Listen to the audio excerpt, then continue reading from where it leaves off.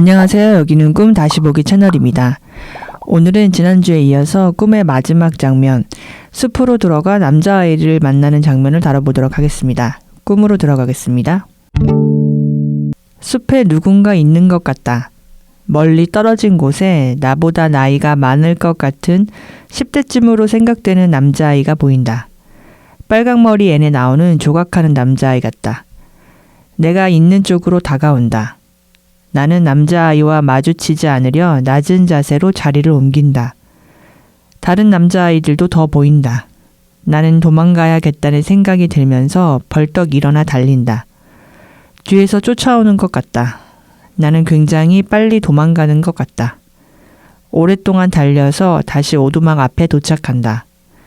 아빠가 나와 있다. 나는 아빠 품에서 쓰러지고 정신은 혼미하다.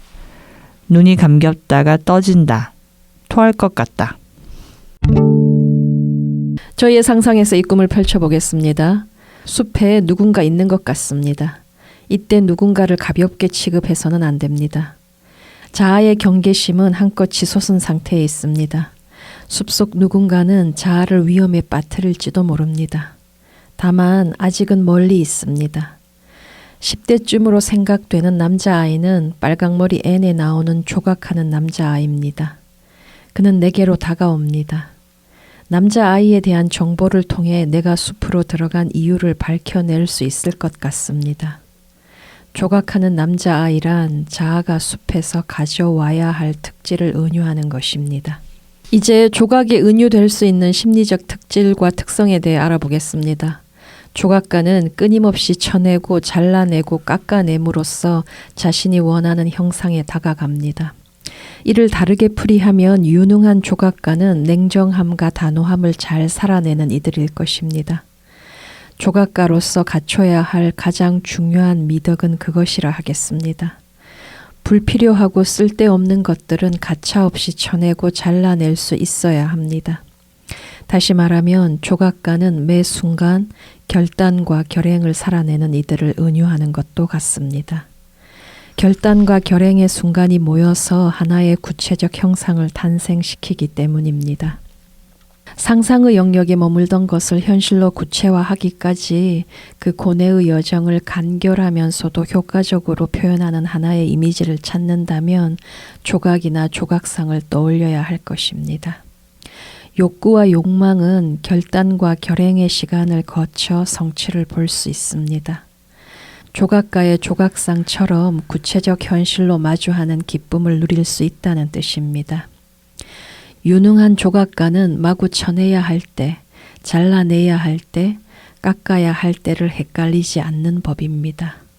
즉 과감하게 접근해야 하는 때와 섬세하게 다가가야 하는 때를 혼동하지 않는다는 뜻입니다.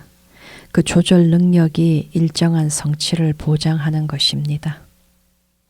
이 숲속에 누군가를 만났는데 나보다 좀 나이가 많은 남자아이인 것 같다.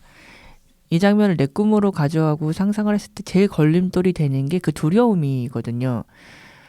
너무 자연스럽게 그냥 숲속에는 나의 포식자가 있을 것 같고 나는 피해자가 될 것 같고 그 상상이 먼저 돌아가는 거예요. 특히 숲속에서 만난 남자라고 하니까.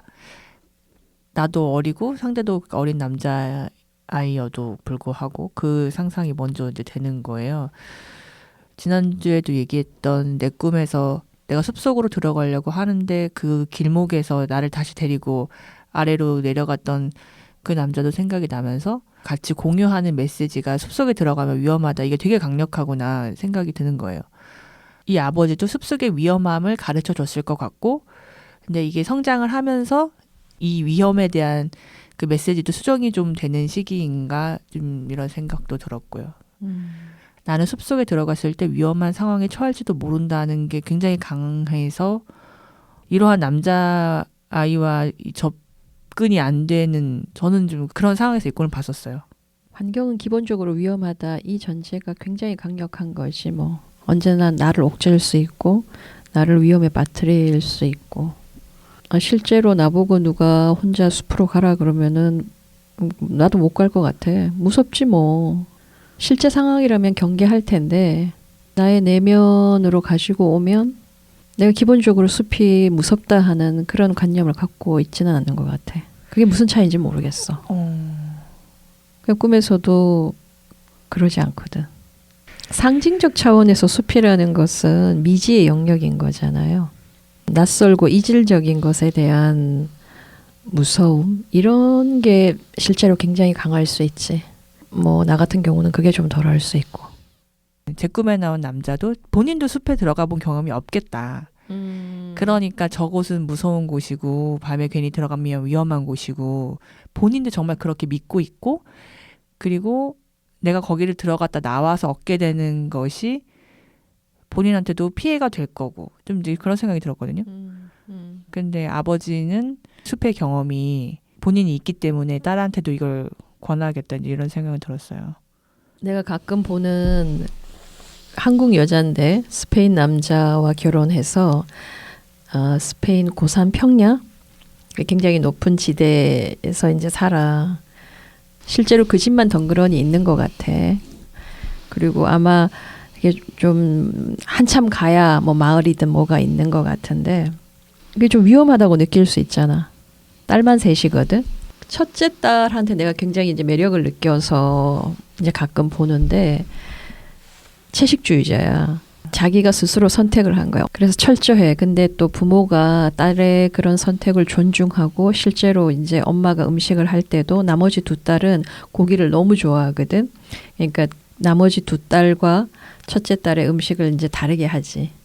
뭐 고기를 하면 첫째 딸을 위해서 고기 같은 질감이 나는 음식을 준비해 준다거나 뭐 이렇게 하더라고. 내가 얘기하고 싶은 건 그 딸이 새를 관찰하는 걸 굉장히 좋아해. 그래서 혼자 이제 새를 관찰하러 막 이렇게 숲을 진짜로 다녀. 자전거 타고 다니고 이렇게. 그래서 가끔 그 엄마가 이제 얘기할 때, 첫째 딸은 새 관찰하러 갔다고 이렇게 얘기를 하더라고. 그걸 보면서도 부모가 허용해 주는 만큼 그 자식들이 되게 자유롭게 크는구나 이런 생각을 했었어. 그리고 이건 내가 직접 보진 않았고 들었는데 이제 그렇게 이제 고산지대에 그렇게 살다 보니까 아무래도 자급자족해야 되잖아. 그래서 닭도 키우고 뭐 이러는 것 같아. 근데 이제 닭을 잡아야 되는 거야. 근데 닭을 잡을 때 이게 닭 목을 비틀어서 이제 죽여야 되잖아. 근데 이 남편이 이게 이제 살아있는 어떤 생명체를 죽이는 거니까 굉장히 이제 그 과정을 고통스러워하는 거지. 너무 마음 아파하는 거야. 이제 닭을 죽이고는. 그래서 큰 딸이 아빠를 이제 위로해주는 그런 장면이 있었다고 해. 그런 얘기도 되게 신선했고, 그리고 아빠 친구가 왔는데 친구인데 여성이었는데 이제 딸들과 놀아주는 거야. 그 딸하고 아빠 친구랑 축구를 하더라고. 그것도 굉장히 신선했어. 부모가 울타리를 안전하게 해주면서 허용해 주는 그만큼 이 자식들은 탐험을 할 수 있구나 이런 것들을 느끼게 되지. 이 꿈속 아빠도 그와 비슷할 것 같아. 딸이 그렇게 모험을 떠날 수 있다는 건 내가 위험에 처하면 달려올 거라는 거. 이런 확신도 있고. 그러니까 안전한 가운데 조금씩 그러니까 무작정 내던지는 건 아닌 거지. 경계를 점차 느슨하게 확장시켜 주는 거지. 꿈속에 내가 그런 환경 속에 있다고 봐. 나의 가능성이라고 하는 게. 그런 식으로 이제 확장을 거듭해 나갈 것 같다는 거지. 그럼 나는 꿈에서 이렇게 숲에 들어가고 이런 남자애를 만나려면 어떻게 해야 되지? 아니면 숲에서 이런 남자애를 만나는 사람은 도대체 어떻게 살았길래 이렇게 되는 거지? 이제 이런 생각에서 이제 나오는 질문들 같은데, 그러니까 선생님 말씀 들으면 그냥 저는 이제 이렇게 해석을 하는 거예요.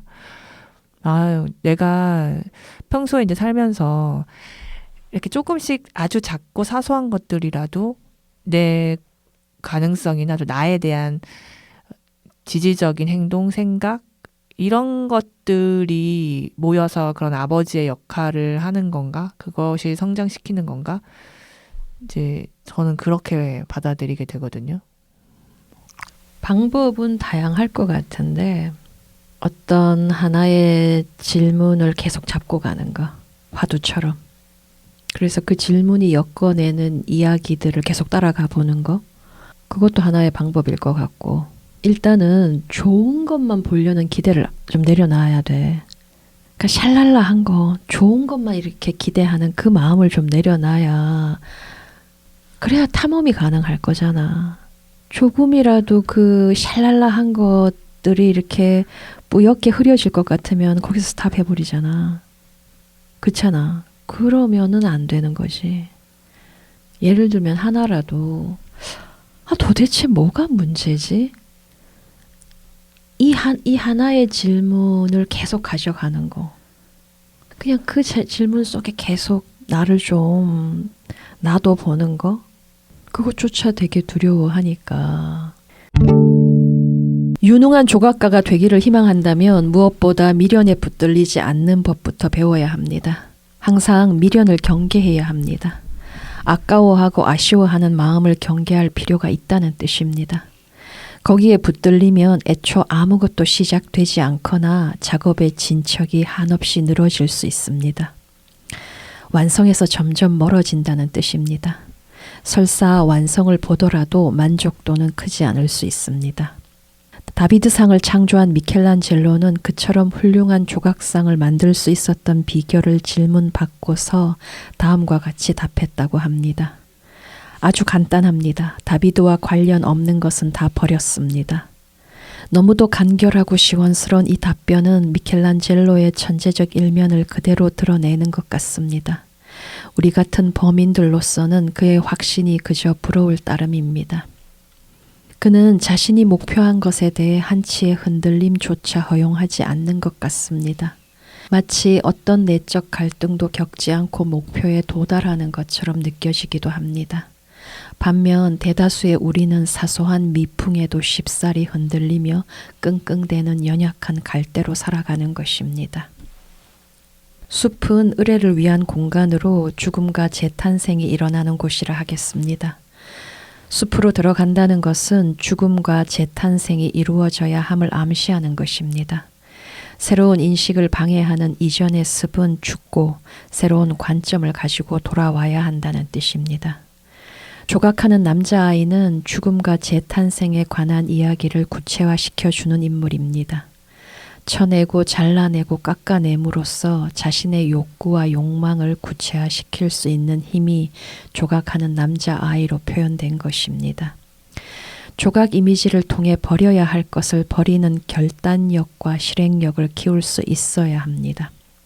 조각가는 자신이 창조할 형상의 부름을 저버리지 않고 그것에 집중하는 이들입니다. 쳐내고 잘라내야 할 때를 놓치는 실수를 반복하게 되면 형상도 자취를 감추고 말 것입니다. 조각가에 대한 신뢰를 잃어버릴 것이기 때문입니다. 걱정과 두려움에 사로잡힌 채 지나치게 망설이고 주저하는 태도는 숲에서 죽음을 맞아야 합니다.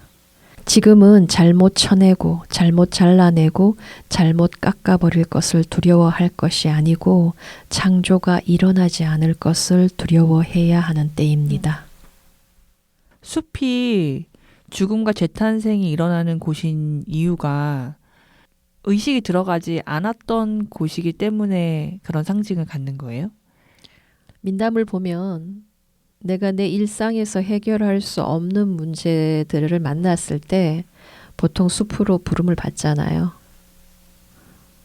그래서 뭐 숲으로 가서 어떤 동물을 만나기도 하고 어떤 할머니를 만나기도 하고 그래서 뭔가 해결의 실마리, 해결의 단서 이런 걸 가지고 돌아오잖아요. 그런 측면으로 이해를 하면 될 것 같아요.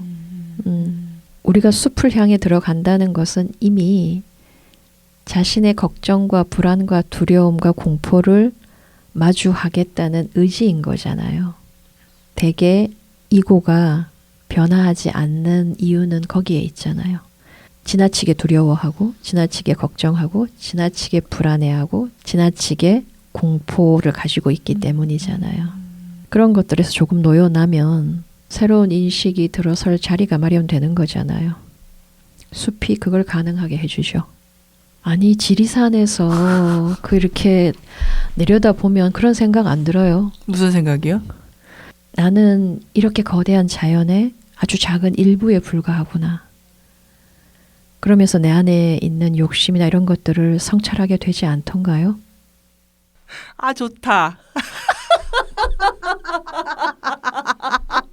왠지 이걸 갖고 이제 여기서 내려가면 뭔가 다 할 수 있을 것 같고. 어머. 어머. 뭔가 기운을 쭉 받은 것 같고. 더 거대한 자아를 안고 내려오는 거야? 뭔가 힐링한 기분이고. 왠지 그런 거죠. 내려오는 게 무척 힘들겠어요. 그래서 그런가 봐. 자아를 또 단단하게 해가지고 아, 그래서 그렇게 내려오기 힘든가? 새로 그 아주 신선한 어떤 힘을 받는 건 사실인데 왜 그런 생각이 들잖아. 나는 죽어도 나는 사라져도 이 산은 그대로 있겠구나. 이 산은 영원히 존재하겠구나. 뭐 이런 거.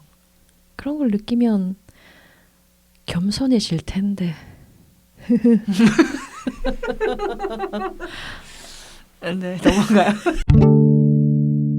조각의 본질은 희생을 감내하는 용기에 있는지 모릅니다.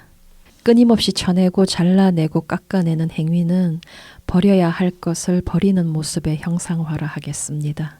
아깝다는 관념에 사로잡혀서 마냥 떠안고 있기를 고집한다면 가능성을 품은 하나의 덩어리에 불과한 것입니다. 욕구나 욕망은 현실로 구현될 수 없습니다. 아무리 작은 목표라 하더라도 성취를 보고자 한다면 그에 따른 희생을 감내해야 합니다. 어떤 경우에도 희생은 불가피하게 따라붙습니다. 걱정과 미련 사이에서 중심을 잡지 못하고 헤매는 사이에 자신이 원하는 것에서 멀어지게 되는 것입니다. 이미 한 것에 대한 후회보다는 하지 않은 것에 대한 후회가 더 큰 법입니다. 유능한 조각가의 태도를 입는다는 것은 냉정하고 단호해야 하는 순간을 맞았을 때 회피하지 않고 그대로 행하는 것을 의미합니다. 원하는 것과 목표 한 발을 되새기며 냉정한 시선으로 단호하게 결단하고 실행에 옮기는 것을 일컫는 것입니다. 쳐내버리고 나서 또는 잘라버리고 나서 혹은 깎아내고 나서 그 선택과 결정이 돌이킬 수 없는 실수로 판명나면 어쩌지 하는 걱정과 불안이 너무도 극심한 나머지 삶에서 마땅히 일어나야 할 변화와 성장에 저항해서는 곤란하다는 뜻입니다. 희생뿐만 아니라 후회도 성취의 일부라는 사실을 받아들일 수 있어야 합니다. 조각에 은유된 그 모든 특질과 특성은 자아로서는 이제껏 살아낸 적 없었을 것입니다. 숲으로 들어가자 저 멀리서 그 특질이 나를 향해 다가오고 있습니다. 내게로 다가온다는 것의 의미는 내 의식으로 통합되고자 하는 것입니다.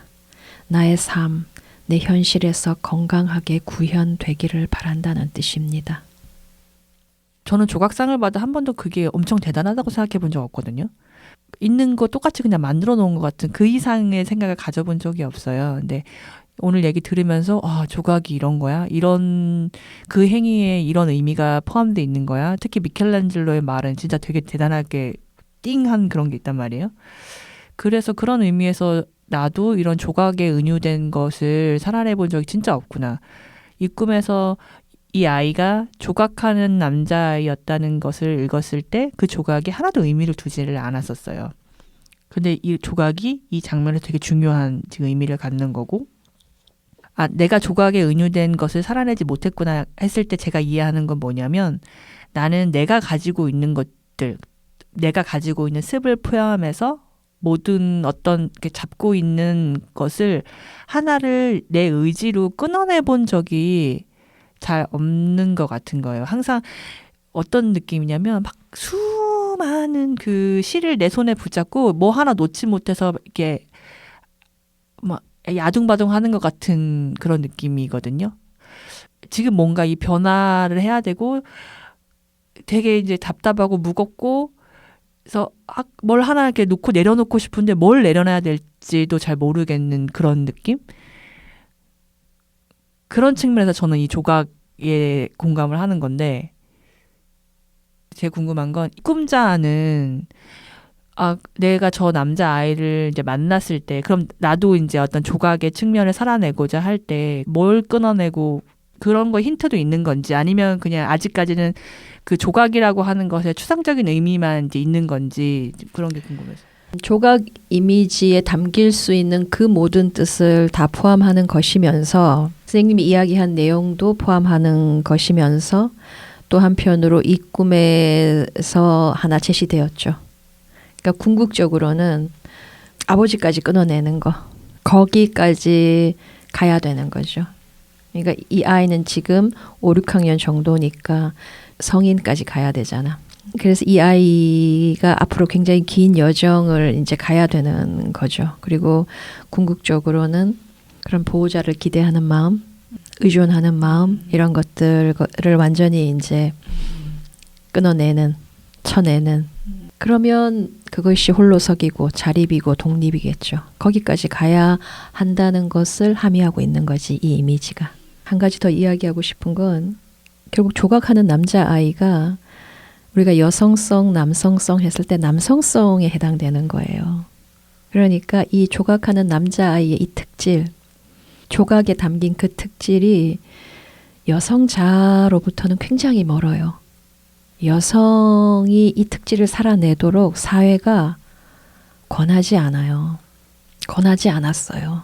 지금은 좀 다른데 그래도 냉정하게, 단호하게 쳐내고 깎아내고 잘라낸다는 건 내가 뚜렷한 목표를 가지고 있다는 거거든요. 그 목표를 향해 달려가야 할 때 적용되는 거란 말이죠. 여성은 그런 측면에서 지지받지 않잖아요. 왜냐? 여성은 주체가 되기보다 보조하라고, 그 역할에 머물라고 하는데 무슨 보조자가 쳐내고 끊어내고 뭐 그럴 일이 얼마나 있겠어. 남자가 쳐내면 그거 주워서 정리하는 거지. 응? 깨끗하게. 그 역할에 머물라고 하는 거잖아요. 그래서 더더욱 이 꿈은 모든 여성의 꿈인 거예요. 사실. 그래서 제가 선택한 것이고. 그러니까 여성들한테 전하는 메시지가 아주 통렬하고 깊죠. 그러나 나는 겁을 먹었습니다. 낮은 자세로 자리를 옮깁니다. 꿈은 왜 몸을 낮추고 자리를 옮기는 모습까지 띄웠을까? 삶에 임해온 자아의 태도를 확인해야 한다는 것입니다. 낮은 자세로 자리를 옮긴다. 이 역시 도망이라는 범주에 속한다는 사실을 자각하라는 것입니다. 다만 이제껏 외부로 표나지 않게 조용히 행해졌을 뿐입니다. 그 이미지는 자아가 도망치는 습성을 인정하고 싶어하지 않는다는 사실까지를 포함하고 있습니다. 자아가 삶에서 취해온 태도의 핵심은 표나지 않게 슬금슬금 비켜나거나 조용히 눈에 덜 띄게 자리를 뜨는 것이었습니다. 누가 밀치기도 전에 먼저 피하는 선택을 해온 것입니다. 직면하기보다는 한껏 움츠러든 채로 슬그머니 피하는 쪽을 택해왔던 만큼 그 습은 저항 없이 오래 유지될 수 있었던 것 같습니다. 그러나 이번에는 대놓고 도망칩니다. 내 속도도 느끼고 뒤에서 쫓아오는 것도 알지만 포기하지 않고 달려서 오두막까지 왔습니다. 그 긴박함이 잘 느껴집니다. 꿈은 그 과정을 끝까지 보여주고자 했던 것입니다.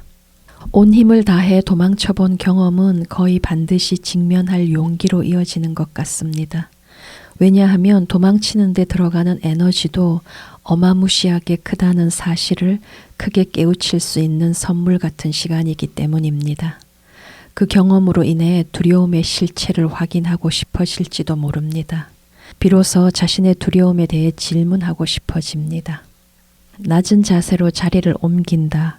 이 이미지는 자신이 쏟는 에너지에 대해 제대로 된 계산이 어려울 수 있음을 암시합니다. 왜곡과 기만의 가능성을 계산 과정에 포함시키지 않는 탓입니다. 겁에 질린 채 도망자로 살아가면서도 그 처지를 인정하기는 대단히 어려울 수 있다는 것입니다. 비참함은 그렇게 방어되어 왔던 것입니다.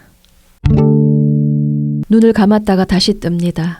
이를 상징으로 풀면 숲을 경험한 뒤 관점의 변화가 일어났다는 뜻입니다. 새롭게 눈을 뜬 것입니다. 숲에서 새로운 관점을 가지고 돌아왔다고 아빠에게 보고하는 것입니다. 그러나 새로운 관점을 소화하고 자연스럽게 살아내기까지는 상당한 시간과 에너지를 요할 것 같습니다. 토할 것 같다로 꿈이 마무리되고 있는데 그로써 향후 겪게 될 어려움을 예상해 보는 것입니다. 이전에 경험해 보지 못한 무언가가 안으로 들어갈 경우 속을 뒤집는 경우가 있습니다. 속이 뒤집히면 토할 것 같습니다. 내적 균형을 잃어버린 상태에 있다는 뜻입니다. 이를 심리적 차원에서 풀면 숲에서 돌아온 직후 내적 혼란과 갈등이 극심하다는 뜻입니다.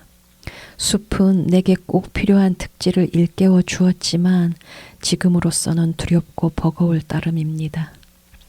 꿈이 숲에서 돌아온 직후의 상태까지 상세하게 표현한 이유는 숲 경험이 자아에 끼친 영향을 보여줌과 동시에 그 경험을 소화해 내기가 얼마나 어려운지를 알려주고 각오를 다지게 하려는 것 같습니다. 깨달음은 아름다운 일이지만 삶으로 살아내야 하는 실천의 문제로 오면 정신은 혼미해지고 토할 것 같습니다. 기존의 세상이 뒤집히는 것 같은 극도의 혼란을 느끼게 되는 것입니다. 세상이 흔들리는 것인지 내가 흔들리는 것인지도 알 수 없고 어떻게 중심을 잡아야 할지도 막막한 것입니다. 숲 경험은 나를 제대로 뒤흔들었음을 확인할 수 있습니다. 아빠 품에 쓰러진 나는 곧 안정을 되찾게 될 텐데 그 이후에는 숲에서 한 경험이 일상 곳곳으로 스며들 수 있도록 최선을 다해야 할 것입니다. 숲에는 조각하는 남자아이뿐만 아니라 다른 남자아이들이 더 있었습니다. 이는 숲을 탐험하는 여정이 한 번에 그칠 수 없음을 못 박는 것입니다. 머지않아 다시 숲으로 들어가서 다른 남자아이들의 정체도 파악해야 하는 것입니다. 그들을 그저 미지의 인물로 머물게 해서는 안 됩니다. 숲에서 가져와야 할 특질과 특성이 더 있음을 기억하고 오두막으로 돌아온 것입니다. 일단 가장 시급히 요구되는 특질에 대해 한아름의 정보를 가지고 돌아온 셈입니다. 그 특질은 향후 삶에 임하는 태도에 반영될 것입니다. 부지런히 익혀나가야 합니다. 사실 오늘 내용은 진짜 완전 제 의식의 영역에 없던 말들이 너무 많아서 요새 뭐 띵언이라고 하잖아요. 미켈란젤로 말도 그랬고 그 희생뿐만 아니라 후회도 성취의 일부라는 사실을 받아들여야 한다. 제가 이게 안 돼서 아무것도 못하는 거거든요. 그러니까 저는 후회가 그렇게 싫었어요. 후회하면 다 진 것 같고 다 잃어버리는 것 같고 그게 되게 구질구질하게 느껴지고 그랬거든요.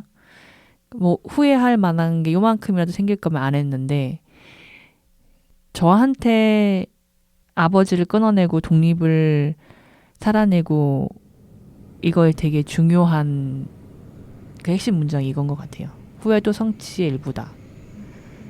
네, 오늘 얘기는 여기서 마치고 다음 시간에 다른 꿈으로 찾아오겠습니다. 감사합니다.